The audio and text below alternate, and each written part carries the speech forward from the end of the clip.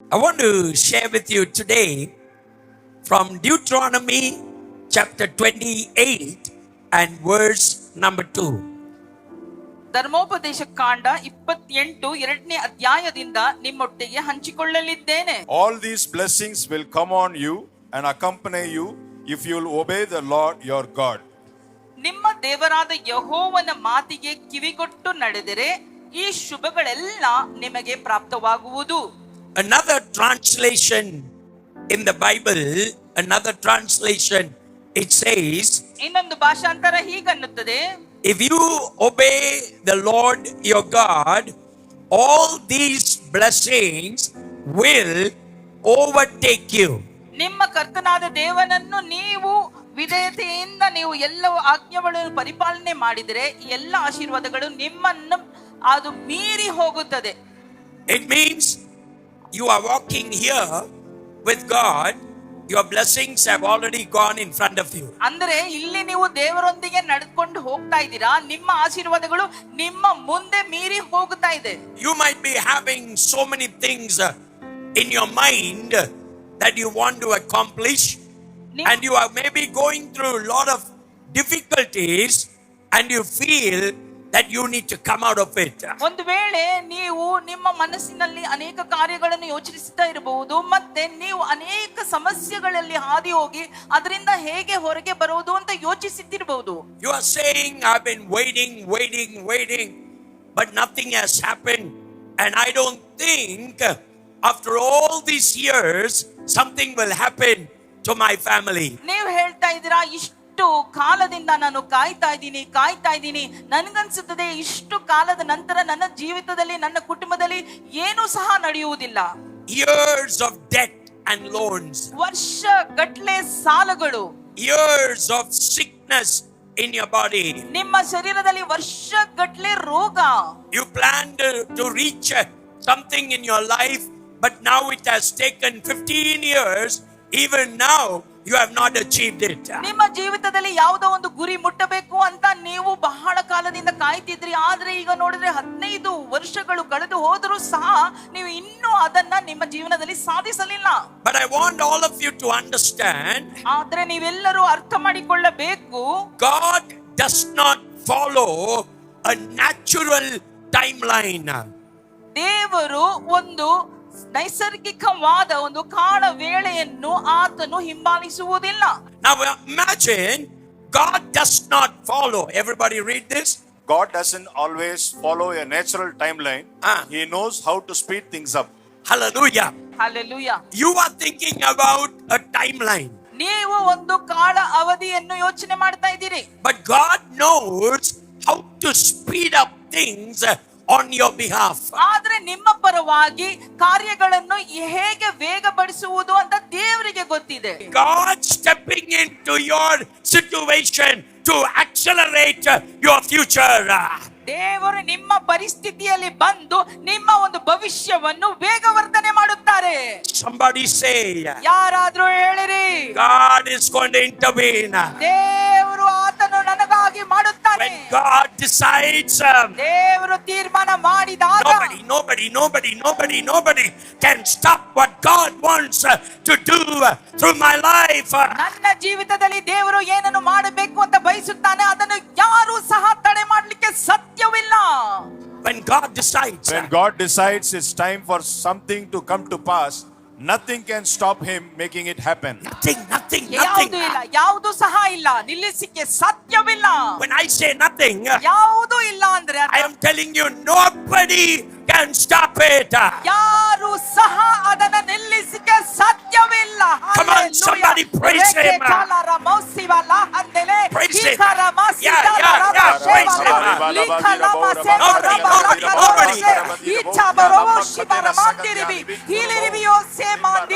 Nobody can stop what God wants to do. ದೇವರು ನಮಗೋಸ್ಕರ ಮಾಡಬೇಕಾಗಿರೋದನ್ನ ಯಾರು ಸಹ ತಡೆ ಮಾಡಲಿಕ್ಕೆ ಸಾಧ್ಯವಿಲ್ಲ. God will step into your scene. ನಿಮ್ಮ ಒಂದು ಪರಿಸ್ಥಿತಿಯಲ್ಲಿ ದೇವರು ಬಂದು ಕಾರ್ಯ ಮಾಡುತ್ತಾನೆ. Look at the book of Exodus. ವಿಮೋಚನಾ ಕಾಂಡ ಪುಸ್ತಕಕ್ಕೆ ತಿರುಗಿಸಿಕೊಳ್ಳೋಣ. Israelites were under captivity for more than 430 years. 400 ವರ್ಷಕ್ಕೆ ಇಸ್ರಾಯೇಲ್ ಜನರು ಅವರು ಗುಲಾಮತ್ಮಲ್ಲದಲ್ಲಿ ಇದ್ದರು. Imagine ಯೋಚಿಸಿ ನೋಡ್ರಿ, 430 years. 430 ವರ್ಷಗಳು. How many generations? ಎಷ್ಟು ಸಂತತಿಗಳು? More than 8 to 10 generations. 8 ರಿಂದ 10 ಸಂತತಿಗಳು. But God does how many miracles? ಆದ್ರೆ ದೇವರು ಎಷ್ಟು ಅದ್ಭುತಗಳನ್ನು ಮಾಡುತ್ತಾರೆ? How many miracles? ಎಷ್ಟು ಅದ್ಭುತಗಳನ್ನು ಮಾಡುತ್ತಾರೆ? Somebody tell me how many? 10. 10 ಅದ್ಭುತಗಳು. 430 years. 430 ವರ್ಷಗಳು Bondage. ದಾಸತ್ವ. In 10 days God delivered. Amen amen. 10 ದಿವಸದಲ್ಲಿ ದೇವರು ಅವರಿಗೆ ವಿಮೋಚನೆ ಕೊಟ್ಟರು. This is the power of divine acceleration. ಇದೇ ನೋಡ್ರಿ ದೈವಿಕ ವೇಗವರ್ಧನೆಯ ಶಕ್ತಿಯಾಗಿದೆ. Pastor, My grandfather, father, me, all are struggling. ನನ್ನ ತಾತ, ನನ್ನ ತಂದೆ, ನಾನು ಎಲ್ಲರೂ ಕಷ್ಟ ಪಡ್ತಾ ಇದೀವಿ. Change your thinking. ನಿಮ್ಮ ಯೋಚನೆಯನ್ನು ಬದಲಾಯಿಸಿರಿ. That is only 2 generations. ಅದು ಬರೀ 2 ಸಂತತಿ ಮಾತ್ರ. You are talking about 430 years. 430 ವರ್ಷದ ಬಗ್ಗೆ ನಾವು ಮಾತನಾಡ್ತಾ And ಇದ್ದೇವೆ. God, ದೇವರು within 10 plagues, 10 ಬಾಧೆಗಳ ಮೂಲಕ God turns around 430 years of bondage in freedom. 430 ವರ್ಷದ ದಾಸತ್ವವನ್ನು ಬಿಡುಗಡೆಯಾಗಿ 10 ಬಾಧೆಗಳ ಮೂಲಕ ದೇವರು ಅದನ್ನು ಬದಲಾವಣೆ ಮಾಡಿದರು. Are you ready? ನೀವೆಲ್ಲರೂ ಸಿದ್ಧವಾ? Are you ready? ನೀವೆಲ್ಲರೂ ಸಿದ್ಧವಾಗಿದ್ದೀರಾ? Let's move in the anointing today. ನಾವು ಈ ದಿವಸದಲ್ಲಿ ಅಭಿಷೇಕದಲ್ಲಿ ಚಲಿಸೋಣ. Change your thinking. ನಿಮ್ಮ ಯೋಚನೆಯನ್ನು ಬದಲಾಯಿಸಿರಿ. Everybody say, ಎಲ್ಲರೂ ಹೇಳಿರಿ, I believe. ನಾನು ನಂಬುತ್ತೇನೆ. In Jesus' name. ಯೇಸುವಿನ ನಾಮದಲ್ಲಿ. I believe. ನಾನು ನಂಬುತ್ತೇನೆ. In Jesus' name. ಯೇಸುವಿನ ನಾಮದಲ್ಲಿ. That God ದೇವರು has decided ತೀರ್ಮಾನಿಸಿದ್ದಾನೆ to step in. ನನ್ನ ಕಾರ್ಯ ಒಳಗಡೆ ಬರಲಿಕ್ಕೆ. To step in ಬರುವುದಕ್ಕಾಗಿ to my family. ನನ್ನ ಕುಟುಂಬದಲ್ಲಿ. And bring a divine acceleration. ನನ್ನ ಕುಟುಂಬ ಕಾರ್ಯದಲ್ಲಿ ದೇವರು ಹೆಜ್ಜೆ ಹಾಕಿ ಒಂದು ದೈವಿಕ ವೇಗವರ್ಧನೆಯನ್ನು ತರುತ್ತಾನೆ. Receive it, receive it. Amen. ರೇಖೆ Baluru ಸಿಮಾಂದೆಲೆ ಕೆಲಾರ ಬೋಷೆಬಾ. Receive it. ನೀವಾವ ಹೊಂದಿಕೊಳ್ಳಿರಿ. Receive it right now. ಹೊಂದಿಕೊಳ್ಳಿರಿ ಈಗಲೇ. In the name of Jesus. ಯೇಸುವಿನ In ನಾಮದಲ್ಲಿ. the name of Jesus. ಯೇಸುವಿನ In ನಾಮದಲ್ಲಿ. the name of Jesus. ಯೇಸುವಿನ By ನಾಮದಲ್ಲಿ. the power of the Holy Spirit. ಪರಿಶುದ್ಧ ಆತ್ಮನ ಶಕ್ತಿಯ ಮೂಲಕ Divine acceleration. ದೈವಿಕ ವೇಗವರ್ಧನೆ. Amen. Come on, receive it. ಹೊಂದಿಕೊಳ್ಳಿರಿ ಇದನ್ನ. If God can turn 430 years of captivity within 10 miracles, God can turn your captivity in 4 seconds by the power of the Holy Spirit. Amen amen. ದೇವರು 430 ವರ್ಷಗಳ ದಾಸತ್ವವನ್ನು 10 ಅದ್ಭುತಗಳಲ್ಲಿ ಮಾರ್ಪಡಿಸಬಹುದಾದರೆ ನಿಮ್ಮ ಜೀವಿತದ ಕಾರ್ಯಗಳನ್ನು 4 ಕ್ಷಣದಲ್ಲಿ ದೇವರು ಮಾಡಿ ಮುಗಿಸಬಹುದು. How many of you are breaking your head about your children, their exam result? ಎಷ್ಟು ಜನ ನಿಮ್ಮ ಮಕ್ಕಳ ಆ ಎಕ್ಸಾಮ್ ರಿಸಲ್ಟ್ ಬಗ್ಗೆ ತಲೆ ಚಚ್ಕೊಂಡು ಕೂತಿದ್ದೀರಾ? Sure, my daughter will fail. ನಿಜವಾಗ್ಲೂ ನನ್ನ ಮಗಳು ಫೇಲ್ ಆಗೇ ಆಗ್ತಾನೆ. Sure, my son will fail. ನಿಜವಾಗ್ಲೂ ನನ್ನ ಮಗನು ಫೇಲ್ ಆಗ್ತಾನೆ. Result 80%. ಫಲಿತಾಂಶ ನೋಡಿದ್ರೆ 80%. See that? ನೋಡಿದ್ರಾ? We must understand ನಾವು ಅರ್ಥ ಮಾಡಿಕೊಳ್ಳಬೇಕು. when God steps in, ದೇವರು ನಮ್ಮ ಕಾರ್ಯದಲ್ಲಿ ಬಂದಾಗ your own family cannot stop it. ನಿಮ್ಮ ಸ್ವಂತ ಕುಟುಂಬವೇ ಅದನ್ನು ತಡೆ ಮಾಡಿ ನಿಲ್ಲಿಸಲಿಕ್ಕೆ ಸಾಧ್ಯವಿಲ್ಲ. Somebody receive this. ಯಾರಾದ್ರೂ ಇದನ್ನು ಹೊಂದಿಕೊಳ್ಳಿರಿ. Receive this word. ಈ ವಾಕ್ಯವನ್ನು ಹೊಂದಿಕೊಳ್ಳಿರಿ. You don't know what to do. ನೀವು ಏನು ಮಾಡ್ಬೇಕಂತ ಗೊತ್ತಿಲ್ಲ ನಿಮಗೆ. Maybe one family here, you are planning to sell your house and you are thinking it's time for us to go. ಒಂದು ವೇಳೆ ಇಲ್ಲಿ ಒಂದು ಕುಟುಂಬ ನಮ್ಮ ಮನೆಯನ್ನು ನಾವು ಮಾರಬೇಕು, ಇಲ್ಲಿಂದ ಹೋಗೋ ಸಮಯ ಆಯ್ತು ಅಂತ ಅಂದುಕೊಂಡಿರಬಹುದು. You may be thinking what to do. ಏನು ಮಾಡ್ಬೇಕು ಅಂತ ಯೋಚಿಸ್ತಾ ಇರಬಹುದು. Or maybe there is somebody else here, you are thinking I need to buy a bigger place. ಅಲ್ಲದೆ ಹೋದ್ರೆ ಇಲ್ಲಿ ಯಾರಾದ್ರೂ ಯೋಚಿಸ್ತಾ ಇರಬಹುದು, ನಾನು ಒಂದು ದೊಡ್ಡ ಜಾಗವನ್ನು ಕೊಂಡುಕೊಳ್ಳಬೇಕು. We don't know how to do. ಹೆಂಗೆ ಮಾಡುವುದು ಅಂತ ನಮಗೆ ಗೊತ್ತಿಲ್ಲ. Get ready. ನೀವು ಸಿದ್ಧರಾಗಿರಿ. When God decides, nobody can stop that. ದೇವರು ತೀರ್ಮಾನಿಸಿದಾಗ ಯಾರು ಸಹ ಅದನ್ನು ತಡೆ ಮಾಡಿ ನಿಲ್ಲಿಸಲಿಕ್ಕೆ ಸಾಧ್ಯವಿಲ್ಲ. I want to give you one more scripture. Exodus 12 31 and 32. ವಿಮೋಚನ ಕಾಂಡ 12, 31, 32. Exodus 12, 31 and 32. ವಿಮೋಚನ ಕಾಂಡ 12ನೇ ಅಧ್ಯಾಯ 31, During the 32. night, Ah. Pharaoh summoned Moses and Aaron and said, "Up, leave my people, you and the Israelites. Go, worship the Lord as you have requested. Take your flocks and herds as you have said, and go, and also bless me." Yes. And also Bless me. bless me. Kannada.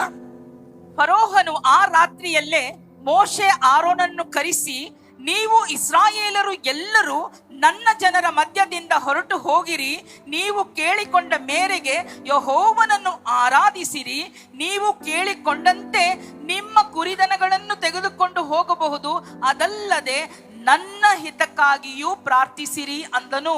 I want to ask you a question. ನಿಮ್ಮ ಬಳಿ ನಾನು ಒಂದು ಪ್ರಶ್ನೆಯನ್ನು ಕೇಳುತ್ತೇನೆ. When did God say that to Pharaoh to call Moses? ಮೋಶೆಯನ್ನು ಕರೆಯಬೇಕಂತ ದೇವರು ಫರೋಹನಿಗೆ ಯಾವಾಗ ಹೇಳಿದರು? In the night. ರಾತ್ರಿಯಲ್ಲಿ. Everybody read. During the night, Pharaoh summoned Moses and Aaron and said, during the night, everybody say during the night, everybody sleeps in the night, but the keeper of Israel doesn't sleep nor slumbers. nor slumber. For you night you are sleeping, but in your sleeping time God is accelerating your blessings. Amen, amen. ಫರೋಹನು ರಾತ್ರಿ ವೇಳೆಯಲ್ಲಿ ಮೋಶೆಯನ್ನು ಕರೆದನು, ನೀವೆಲ್ಲರೂ ರಾತ್ರಿ ವೇಳೆಯಲ್ಲಿ ನಿದ್ರೆ ಮಾಡ್ತೀರಿ, ಆದ್ರೆ ಇಸ್ರಾಯೇಲನು ಕಾಯೋನು, ಆತನು ತೂಗುಡಿಸುವುದಿಲ್ಲ, ನಿದ್ರೆ ಮಾಡುವುದಿಲ್ಲ. ನೀವು ನಿದ್ರೆ ಮಾಡುವ ಸಮಯದಲ್ಲಿ ದೇವರು ನಿಮಗೋಸ್ಕರ ಕಾರ್ಯವನ್ನು ಮಾಡುತ್ತಾ ಇದ್ದಾನೆ. Today you may say that you are living in the night hours. ಈ ವೇಳೆಯಲ್ಲಿ ನೀವು ಹೇಳಬಹುದು, ನೀವು ಕತ್ತಲೆ ಸಮಯದಲ್ಲಿ ಬದುಕ್ತಾ ಇದ್ದೀರಿ. Remember, ನೆನಪಲ್ಲಿ ಇಟ್ಟುಕೊಳ್ಳಿರಿ, the Father is working in your night time. Amen, amen. ತಂದೆಯಾದ ದೇವರು ನಿಮಗೋಸ್ಕರ ಈ ಕತ್ತಲೆ ವೇಳೆಯಲ್ಲಿ ಕಾರ್ಯವನ್ನು ಮಾಡುತ್ತಿದ್ದಾನೆ. Father is working on your behalf in the night time. ನಿಮ್ಮ ಪರವಾಗಿ ತಂದೆ ರಾತ್ರಿಯ ವೇಳೆಯಲ್ಲಿ ಕೆಲಸವನ್ನು ಮಾಡುತ್ತಿದ್ದಾನೆ. Oh pastor, oh pastor, how can it happen? ಹೇಗೆ ಅದು ಮಾಡಲಿಕ್ಕೆ ಸಾಧ್ಯ? God is giving a heavenly order when Pharaoh is fast asleep. ಫರೋಹನು ಚೆನ್ನಾಗಿ ನಿದ್ರೆ ಮಾಡುತ್ತಿದ್ದಾಗ ದೇವರು ಒಂದು ಪರಲೋಕದ ಆದೇಶವನ್ನು ಕೊಡುತ್ತಾ ಇದ್ದಾನೆ. Even the people ಜನರು ಸಹ, who were supposed to be delivered, ಯಾರೆಲ್ಲ ವಿಮೋಚನೆ ಪಡಿಸಬೇಕಾಗಿತ್ತೋ ಅಂತ ಜನರು, they are also sleeping. ಅವರು ಸಹ ನಿದ್ರೆ ಮಾಡ್ತಾ ಇದ್ದಾರೆ. But God is not sleeping. ಆದರೆ ದೇವರು ನಿದ್ರೆ ಮಾಡ್ತಾ ಇಲ್ಲ. He wakes up Moses.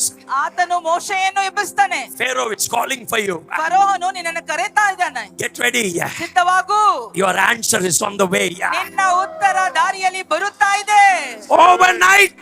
ಒಂದೇ ರಾತ್ರಿಯಲ್ಲಿ, Come on, somebody say overnight. ಒಂದೇ ರಾತ್ರಿಯಲ್ಲಿ, Everybody say overnight. ಓವರ್ನೈಟ್, ಒಂದೇ ರಾತ್ರಿಯಲ್ಲಿ, ಒಂದೇ ರಾತ್ರಿಯಲ್ಲಿ. Only one night. One night. ಒಂದೇ One night. ರಾತ್ರಿ, Only one night. ಒಂದೇ ರಾತ್ರಿಯಲ್ಲಿ God is waking up Pharaoh. ದೇವರು ಫರೋಹನನ್ನ ಎಬ್ಬಿಸ್ತಾ God ಇದ್ದಾನೆ. is waking up Moses. ದೇವರು ಮೋಶೆಯನ್ನು ಎಬ್ಬಿಸ್ತಾ ಇದ್ದಾನೆ. And he says, go. ಹೋಗು ಅಂತ ಹೇಳ್ತಾ And ಇದ್ದಾನೆ. Pharaoh says, ಫರೋಹನು ಹೇಳ್ತಾ ಇದ್ದಾನೆ, take your people and go. ನಿನ್ನ ಜನರನ್ನು ಕರೆದುಕೊಂಡು ಹೋಗು. What did I tell you? ನಾನು ನಿಮಗೆ ಏನ್ ಹೇಳಿದೆ? ನಾನೇನು ಹೇಳಿದ್ದೇನೆ? What did I tell you? ನಾನು ನಿಮಗೆ ಏನ್ ಹೇಳಿದೆ? When God steps in, ದೇವರು ಕಾಲಿಟ್ಟಾಗ nobody can stop your miracle. ನಿಮ್ಮ ಅದ್ಭುತವನ್ನು ಯಾರು ಸಹ ತಡೆ ಮಾಡೋದಕ್ಕೆ ಸಾಧ್ಯವಿಲ್ಲ. Come on, somebody. ಯಾರಾದ್ರೂ Praise him, praise him, praise him. ಆತನನ್ನು ಸ್ತುತಿಸಿರಿ. Praise him, praise him. Praise him right now. Praise him right now.